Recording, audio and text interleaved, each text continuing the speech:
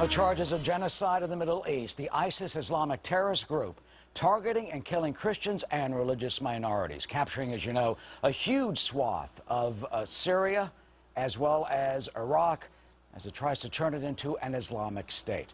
Well, the United States, of course, stepping up airstrikes against ISIS to try and stop them. But critics say it is not enough. Many are warning that the group is now as powerful as Al-Qaeda was before 9/11. And they fear that ISIS could hit us right here on American soil. Among those with that blunt and stark warning is New York Republican Congressman Peter King.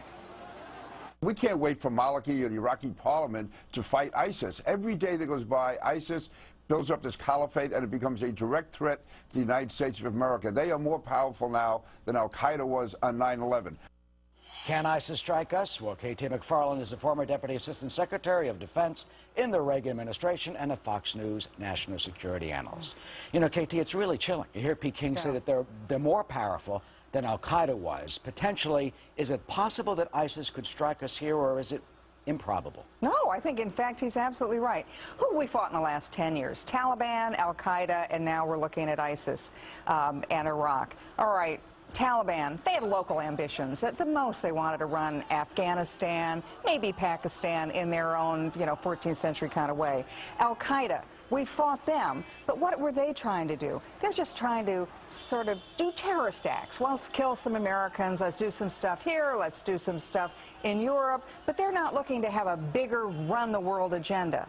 ISIS does. ISIS is the only one of these terrorist groups that we've fought that wants to control territory. They want to be a nation state. They're calling themselves the Caliphate, the Islamic State. They already control, as you said, large parts of Syria and Iraq. They want to spread through the entire region. They've already said Jordan and Lebanon are next.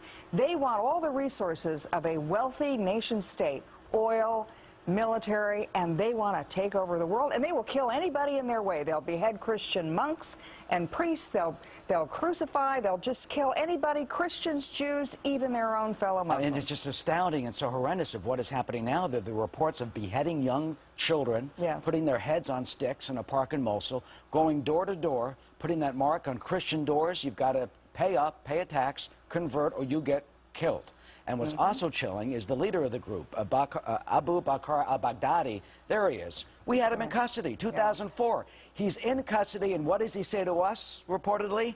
I'll see you in New York. That, a direct threat to the United States from the head of ISIS. Do you think it could carry that out? Just think of what they've done in the last month. They've taken over large parts of Iraq. They've robbed a bank to the tune of $500 billion with a B.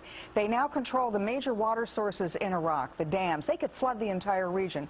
They've taken over oil fields. They have their eye on more oil fields. Who's going to stop them? Well, the Kurds are willing to fight, the Peshmerga, if we would only arm them and give them the military equipment to do it. Well, we're doing that. And we are started to do that this morning, and that's the right thing. And we're doing strategic bombing.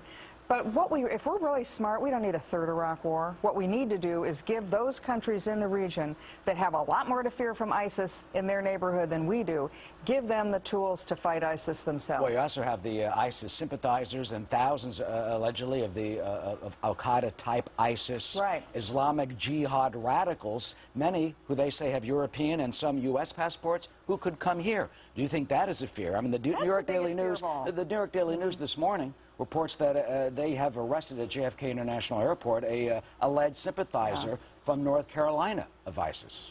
There are several thousand European passport holders already in the fight in Syria. There are several hundred U.S. passport holders. That means they can come to the United States at will, and they are experienced street fighters. They're experienced. They know how to do suicide bombs. They know how to do truck bombs. And they have said that is their next goal. Now they're getting the resources necessary to carry out that stuff. We need to secure the border, get serious about homeland defense, and give our allies in the region the ability to kill the people there before they come here. Sadly, quickly, do you think it's just a matter of time? Yeah, sure. And a matter of time and a matter of lethality. Dirty bomb is my guess for the next thing. Oh, boy. Please. Yeah, not good. All right, KT McFarland, thank you so much for your analysis.